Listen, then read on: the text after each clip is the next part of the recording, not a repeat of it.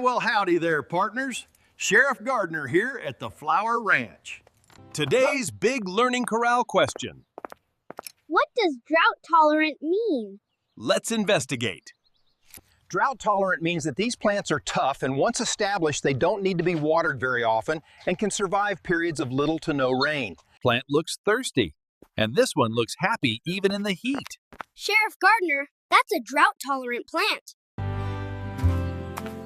Sheriff Gardner, what's an easy way to tell if a plant is drought tolerant?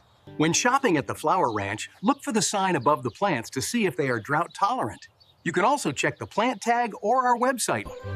And of course, our team is always happy to help. Well, butter my biscuit. Purslane is one of the toughest drought-tolerant plants there is. You can't go wrong with purslane.